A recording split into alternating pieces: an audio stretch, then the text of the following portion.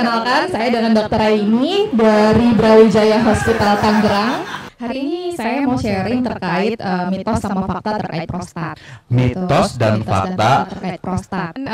Banyak yang salah berpikir terkait prostat ini, makanya kita mau bicarakan terkait mitos sama fakta. Oke, baiklah. Terus bagaimana, Dok? Apa nih yang bisa dipersiapkan oleh teman-teman dari komunitas motor gede dan yang lainnya pada siang hari ini? Info-info apa aja sih yang paling bisa relate dengan aktivitasnya teman-teman nih, Bu? Iya. Oke, kita ngomongin dulu soal mitos dan fakta, berarti kita mulai ya. Mitos dan fakta terkait prostat itu cukup banyak. Ada yang bilang prostat adalah nama penyakit. Tadi tuh ada yang nyebutin kan? Selanjutnya pembesaran prostat itu sering disebabkan oleh menahan kencing gitu kan. Kalau misalkan teman-teman yang berpengendara motor besar biasanya kan menggunakan motornya untuk jarak jauh ya gitu, nggak cuman dari rumah ke warung depan pastinya gitu kan, pasti untuk yang ke area-area lokasi antar kota atau pokoknya yang cukup jauh lah. Jadi pasti ada proses-proses nahan kencing tuh. Jadi biasanya teman-teman suka berpikirnya gara-gara nambahin kencing nih prostat gue besar gitu. Bahasanya mungkin kayak gitu. Ada juga yang berpikir pembesaran prostat itu hanya terjadi pada usia di atas 50 tahun. Oke. Ada juga pembesaran prostat ini hanya bersifat jinak, yang berpikir seperti itu. Nah, kemudian gejala pembesaran prostat hanya gangguan buang air kecil. Terus penanganannya harus dengan operasi sama bisa dicegah atau enggak, itu kan menjadi salah satu mitos dan pertanyaan mungkin dari teman-teman semua. Itu di slide kita bisa lihat ya kan, pertanyaan tadi, prostat ini nama penyakit bukan sih, jadi sebenarnya prostat itu adalah kelenjar yang ada pada pria. Jadi prostat terletak di bawah kandung kemih, berfungsi untuk memberi nutrisi pada sperma. Jadi dengan memproduksi cairan semen namanya. Organ ini memang ada pada semua pria gitu. Awalnya besarnya sebesar kacang kenari dengan berat sekitar 20-30 gram. Nah, tapi dengan bertambahnya usia, kelenjar ini akan membesar. Dan saat seseorang sudah berusia 50 tahun, biasanya bisa tambah besar sampai menimbulkan keluhan gitu atau gejala. Mitos yang kedua tadi, prostat disebabkan sering menahan kencing. Jadi kalau pembesaran prostat itu sampai saat ini belum diketahui dengan pasti penyebabnya apa. Ada literatur yang menyebutkan kalau keseimbangan hormon itu menjadi salah satu penyebab prostat. Jadi bukan nahan kencing prostat tambah besar, tapi pembesaran prostatnya yang bikin ada gangguan kencing gitu ya. Jadi kita luruskan yang hal-hal seperti itu. Ini gambarannya biar lebih kelihatan. Prostata di sini kalau tambah besar saat seseorang ingin membuang air kecil dia akan ketahan. Jadi pipisnya sedikit-sedikit kadang-kadang mendem gitu ya. Pembesaran prostat hanya terjadi pada usia di atas 50 tahun. Memang pembesaran ini mulainya prostat tambah besar, tadi sempat saya sampaikan gitu. Di awal remaja mulai bertambah lah, karena kan salah satu fungsinya dia mengeluarkan cairan semen untuk memberi nutrisi kepada sperma. Nah, tapi tambah besarnya biasanya di mana? 50% itu di pria usia di atas 50 tahun dan 80-90% di pria usia lebih dari 80 tahun gitu. Untuk pembesaran prostat ini mitosnya selanjutnya hanya bersifat jinak. Sebenarnya pembesaran prostat ada dua, ada yang jinak, ada yang ganas gitu. Kalau yang ganas kita lebih mengenal dengan kanker prostat. Mitos-mitosnya kanker prostat lebih banyak lagi. Itu kenapa kita harus kenal seperti apa sih pembesaran prostat, mana yang jinak, mana yang ganas gitu ya. Yang selanjutnya adalah gejala pembesaran prostat hanya gangguan buang air kecil. Di sini bisa teman-teman lihat. Jadi kalau gejala gangguan prostat itu bisa macam-macam. Aliran kencing yang dirasakan melemah bisa. Jadi pacaran kencingnya kok kayak nggak biasanya nih. Biasanya panjang. Sekarang kok enggak gitu, agak pendek misalkan gitu ya. Agak terputus-putus. Agak ngedem dulu baru bisa kencing gitu. Terus ada juga rasa yang merasakan kalau pipis itu kok kayak nggak tuntas ya gitu. Ada juga yang bikin penampungannya tuh jadi bermasalah sehingga pipis tuh jadi lebih sering. Agak mendesak, agak susah dibuat ditahan-tahan. Kemudian lebih sering pipis di malam hari karena saking besar prostatnya, jadi tampungannya tuh nggak sebesar biasanya, gitu. Kemudian pipisnya itu buang air kecilnya bisa menetes, bisa juga sampai nggak bisa kencing. Nah, yang paling sering datang ke IGD itu adalah sampai tidak bisa kencing. Jadi tadi udah ada sulit menginisiasikan kencing, sering bolak-balik ke kamar mandi terutama malam hari, kemudian bisa aja sampai nggak bisa kencing yang tadi, buang air besarnya itu ada darahnya, bisa pada pembesaran prostat yang ganas itu sampai pipisnya ada darahnya biasanya. Juga bisa menyebabkan infeksi saluran kencing karena pipisnya tuh nggak bisa dikeluarin semua, akhirnya bakteri kumpul di situ jadi bikin makanan buat kuman-kuman berkembang jadi infeksi saluran kencing, bahkan bisa sampai mengganggu ginjal. Pemeriksaan dokter, biasanya dokter itu periksanya selain pemeriksaan fisik gitu ya, paling sering colok dubur kalau misalnya pemeriksaan fisik. Kalau lab itu periksa urin lengkap, apakah sudah ada tanda-tanda infeksi atau enggak. Ada juga pemeriksaan uretrometri. Uretrometri itu buat tahu pancaran kencing. Tadi yang kita sampaikan kalau pancaran kencingnya itu nggak bisa maksimal. Jadi pasien pipis di alat uretrometri, nah hasilnya pancarannya seperti apa itu ada di gambar. Gitu. Untuk gambar A sama B itu masih normal. Gambaran C itu yang pipisnya keluar berhenti, keluar berhenti, keluar berhenti. Nah, kalau yang D itu yang prostat. Kemudian ada USG, pencatatan pancaran kencing, pemeriksaan untuk deteksi gejala obstruksi saluran kemih. Next boleh. Oke, ini adalah pertanyaan-pertanyaan buat tahu, nanti mungkin bisa di-share buat teman-teman. Pertanyaan apa keluhannya sampai kalau kira-kira nilainya di jumlah itu di antara sedang sama berat ya memang artinya memang kita memiliki keluhan untuk prostat. Mitos selanjutnya itu penanganan prostat harus dengan operasi. Jadi nggak juga, ada non medikamentosa tuh maksudnya kalau misalkan prostatnya masih belum terlalu besar, biasanya dokter akan meminta untuk kontrol rutin, nggak diberikan apa-apa, kita perbaikan pola hidup. Kemudian ada yang dengan medikamentosa, itu yang dengan obat-obatan, tapi kalau yang sudah terlalu besar dan gejalanya itu sudah sangat mengganggu, akhirnya kita operasi. Nah, salah satu operasinya itu namanya transuretral resection of the prostate atau kita kenal dengan TURP. Nah, TURP ini apa? Kita masukin alat ke alat kelamin pria itu masuk sampai ke dalam, kita masukin cairan. Nah, agak ngilu ya Pak ya. Agak ngilu bagian yang ini dok. Ini dibius tentunya, dibius gitu. Jadi baru diberikan cairan, akhirnya diambil pembesarannya sedikit. Oke, kemudian mitos pembesaran prostat bisa nggak sih sebenarnya dicegah? Kalau dicegah langsung terhadap pembesaran prostatnya itu karena kita nggak tahu penyebab prostat secara pasti, jadi nggak ada. Tapi paling nggak kita bisa mencegah benar-benar terjadinya masalah kesehatan terkait ini adalah salah satunya jaga berat badan, karena obesitas itu akan mempengaruhi yang namanya hormon. Hormon akhirnya bikin prostatnya juga besar. Pilih makanan bergizi itu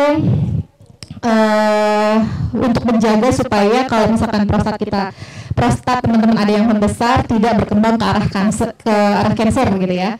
Kalau makanannya yang macam-macam, resiko penyebab kansernya juga akan lebih tinggi. Untuk olahraga rutin lebih berhubungan dengan berat badan tadi. Untuk obesitas, berhenti merokok itu lebih ke pencegahan untuk organ yang sudah membesar tidak berkembang ke arah keganasan. Karena rokok, makanan-makanan yang tidak sehat itu membawa radikal bebas yang bisa merubah organ kita menjadi ke arah keganasan. kurangi minuman alkohol itu sama radikal bebas yang bisa menyebabkan organ-organ berkembang ke arah keganasan. Kemudian membatasi asupan lemak jenuh itu terkait sama hormon juga. Berjemur ini karena ternyata vitamin D itu menjadi salah satu pelindung supaya organ kita nggak berubah menjadi keganasan. Jadi matahari ini ngasih vitamin D dan mungkin itu salah satu tipsnya teman-teman yang berkendara motor enaknya sambil perginya di jam-jam tertentu yang mataharinya masih bagus ya, bukan di malam hari gitu ya. Nanti ujung-ujungnya pas pulang minta dikerokin sama istri gitu kan. Ya penyakit ya Dok ya. Gitu. Terus yang terakhir adalah periksa prostat secara rutin dengan dokter urologi biasanya, apalagi kalau di dalam keluarga itu ada yang sudah pernah didiagnosa kanker prostat gitu. Kalau misalkan orang tua atau ada yang pernah menderita kanker prostat, maka keturunannya biasanya memiliki resiko 2 kali lebih besar daripada yang belum menderita. Gitu sih. Itu aja mungkin yang bisa saya sharing. Oke, ya jadi banyak sekali informasi di sini ya. Baik mulai dari alat yang dimasukin ke kelaminnya tadi itu nilu benar ya. Itu alat ya Dok yang dimasukin ya Dok ya. Yes, betul. Dok, kita udah boleh mulai buka sesi tanya jawab ya Dok ya. Ya boleh. Pertanyaan pertama adalah, nah kalau perjalanannya jauh pakai motor ya Pak pastinya ya, itu suka kram katanya Dok. Kenapa Dok? Ya, itu sebenarnya sama yang di area kita itu kan area kelamin ya. Apalah Dok kita bilang kelamin ya. Kalau misalkan otot yang kita latih terus-menerus tambah lama tambah capek otot. Kayak misalkan teman-teman mungkin olahraga, lari terus-terusan nggak selesai-selesai. Itu lama-lama capek kan. Sama saat kita dalam satu posisi motor, misalkan posisi motor kita mengendarai itu dalam jarak jauh, posisinya sama. Otot di situ akan terbiasa buat apakah dia narik otot yang satu atau enggak, dan posisinya akan seperti itu terus. Lama-lama ya dia akan tegang, kram, jadi stretching gitu ya. Sama kayak otot kalau pas kita lari berkali-kali nggak berhenti kan lama-lama kalau nggak pakai pemanasan atau ini aja kan pasti akan kram. Sama di situ juga, itu sih. Nah, kalau habis kram Dok, takutnya nggak kedengeran ya. Kalau habis kram itu pas dibuka Oh Dok, coba deh Mas kita lurusin bahasanya apa dingdet. Kalau bahasa Jakartanya apa ya Bapak dingdet? Gak seimbang atau miring sebelah gitu. Miring sebelah. Jadi pada otot dimanapun otot itu kalau dia terbiasa dilatih terus-menerus, lama-lama dia kan tegang. Nah kalau pas tegang dia kayak ketarik, lama-lama posisinya dia seperti itu terus-terusan. Ototnya tuh jadi ada yang bagiannya memendek gitu.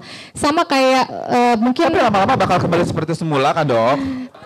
Tergantung. Jadi otot yang sudah agak memendek itu perlu kita istirahatkan gitu. Ada yang hanya diistirahatkan bisa balik lagi, ada juga yang enggak gitu. Jadi contoh lain paling mudah adalah di bahu. Biasanya kalau nggak bisa, kalau ketarik tambah kenceng atau karena kita baca laptop posisinya terus-menerus, biasanya ke teman-teman pekerja ya di BNI Life mungkin yang sering posisi laptopnya nggak sama, nggak ergonomis, akan posisi lama di situ, lama-lama otot ini terbiasa untuk satu kegiatan di situ terus, lama-lama dia akan mendek. Kalau tidak stretching, tidak ada latihan untuk otot-otot tersebut, lama-lama dia memendek. Pernah lihat mungkin ada yang kalau nengok tuh semua badannya, karena sudah sering ke satu posisi begitu terus. Jadi lama-lama ototnya memendek. Dok, saya mau lihat di sini ada yang namanya berjemur. Berjemur itu apakah si prostatnya kita jemur atau enggak ya Bapak ya? Salah pengertian kan? Apakah si prostatnya kita jemur atau anginin atau kitanya kan kita waktu pas pandemi kemarin COVID suka dengar minum vitamin D gitu kan. Yes. Vitamin D yang dikasih vitamin itu sebenarnya vitamin C ya Dok ya. Terus dok? Kita perlu berjemur ya semua gitu badan, nggak harus telanjang juga di rumah gitu, nggak di depan rumah benar-benar kalau di dalam rumah boleh lah ya Pak ya telanjang kan tadi kata Duta ada tegang gitu dong. Saya takutnya nanti di band guys. Kenapa dok? Ya tidak, jadi harus ada 17 tahun ke atas. Nah ya terus gimana dok? Ya, jadi dengan berjemur itu kita bisa mengaktifkan vitamin D yang tadi yang sudah kita minum. Nutrisi itu menjadi benar-benar vitamin D aktif yang bisa melindungi tubuh kita dari zat-zat yang bisa merubah organ menjadi keganasan. Jadi nggak cuman prostat sih sebenarnya. Ya. Nah, vitamin D ini salah satunya yang membantu untuk mencegah terjadinya hal-hal tersebut gitu. Nah, itu kita bisa dapatkan dengan cara berjemur ya dok ya. Salah satunya berjemur. Dok, ini menarik juga. Nih dok, pada ngerokok di situ berhenti merokok. Tapi kayaknya kan kalau langsung berhenti, nah maksud saya gini dok, apakah benar harus berhenti? Lagi ngurangin dari slotnya. Atau ngurangin dari slotnya atau ngurangin belinya, kan gitu. Jadi memang bertahap sih. Kalau bisa langsung berhenti, alhamdulillah. Tapi kalau biasanya sih kalau langsung berhenti nanti 3 hari atau seminggu kemudian kalau langsung berhenti, alhamdulillah. Kalau nggak berhenti, wah syukurillah. Wah syukurillah. Pertanyaan lagi silakan. Ada 2 orang lagi. Yes, Bapak. Merokok masih 2 bungkus per hari. 2 bungkus sehari merokok usia 71 tahun. Kemudian begadang apa boleh makan atau tidak? Kalau apa? Kalau begadang boleh makan atau tidak, dan tidur harus cukup berapa lama? Kalau begadang apa boleh makan atau tidak? Terus lalu Pak, satu lagi? Kalau tidur berapa lama? Kalau tidur berapa lama? Oke. Jam 9 pagi tidur atau yang bangun sore begadang lagi tidur. Atau ada jam-jam khususnya dok? Dengan usia tersebut, dengan hobi masih merokok, kira-kira bagaimana dok? Oke, masing-masing pasien badannya tadi berbeda-beda. Kalau yang punya penyakit penyerta yang bisa bikin itu badan lebih mudah sakit, pastinya itu nggak bisa kalau misalkan begadang. Karena yang normal aja sebenarnya kita itu makhluk pagi gitu, bukan nokturnal. Nokturnal tuh yang hidupnya di malam, yang aktifnya di malam hari, kayak kelawar gitu ya. Oh, saya pikir punggungnya bolong, kakinya nggak napak, itu bukan ya dok ya? Ya, kita bukan. napak kan? Napak dok, cukup yang di sebelah saya aja itu dok ya. Maksud Anda? Enggak, bukan Bu. Bukan Nyai, bukan maafkan Nyai. Iya Nyai, maaf Nyai. Gitu. Pernah mungkin ngerasain teman-teman yang di aktivitas kantoran ya, pagi-pagi banyak rapat sama tiba-tiba rapatnya seringnya malam, paginya tidur. Nah, mana yang lebih capek? Pasti lebih capek yang banyak malam kegiatan malam terus pagi tidur gitu kan. Nah, itu bisa kita rasain sendiri, itu satu. Terus jadi jawaban yang buat Bapak, apakah boleh begadang? Ya boleh, tapi nggak boleh berlebihan sih. Kalau jam tidur, tadi pertanyaan pasien ada 3 dok. Jam tidur gimana? Jam tidur tadi, sebenarnya yang disarankan jam tidur itu antara 6 sampai 8 jam. 6 sampai 8 jam itu artinya apakah berkontinus atau itu 4 jam nyicil dulu nanti 3 jam lagi gitu. Terus tapi itu merupakan kuantitas, jadi jumlah jam yang memang jam terus gitu, jam terus yang disarankan adalah 6 sampai 8 jam memang, tapi yang paling penting sebenarnya kualitas gitu. Tidurnya deep sleep apa enggak? Tidurnya deep sleep atau tidak? Tidurnya nyenyak atau tidak? Dan satu lagi jangan sampai salah bantah. Ya dok ya. Atau misalnya dok, apakah boleh misalnya Pak Asep nanya, oke 6 sampai 8 jam. Let's say begadang sampai jam 2 pagi baru tidur, tapi total 8 jam dok. Nah gimana? Balik lagi, kalau misalkan kalau untuk usia sih sebenarnya disarankan sudah mengurangi hal-hal yang seperti itu. Gitu. Tapi kalau itu merupakan kebutuhan, kita nggak bisa melarang ya. Kalau misalkan Pak Asep punya profesi untuk itu, kebutuhan yang memang mewajibkan dia untuk berdinas seperti itu, ya dokter nggak akan bisa bilang Bapak jangan kerja. Asep dan kupu-kupu malamnya misalnya, ya dok ya, memang diharuskan bekerja atau beraktivitas sampai dengan tengah malam atau sampai dini hari.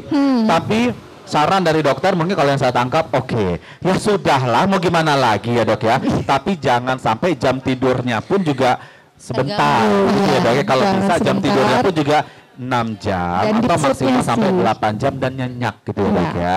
Ini saya mau nanya, ini terkadang saya alamin kalau saya pipis, itu semacam kayak menggigil, itu suatu penyakit atau enggak tuh? Sebentar, dengan Bapak siapa saya bicara Pak? Saipul. Pak Saipul pas pipis ada penampakan di depan atau bagaimana? Kenapa jadi Bapak merinding? Oh iya agak merinding. Bukannya merinding, Oh bukan. menggigil. Oh menggigil. Oh, Bapak pipis. Apakah menggigil pada saat pipis itu begitu? Memang itu penyakit atau kebiasaan atau dikarenakan hal yang lain dok? Kira-kira kenapa dok? Ini balik lagi sih pertanyaannya, saya mesti kelirin dulu nih posisinya setiap kali pipis. Dok, kalau laki-laki pipis ya nggak mungkin duduk dong dok. Saya nggak nanya berdiri. Oh enggak ya, oke maaf.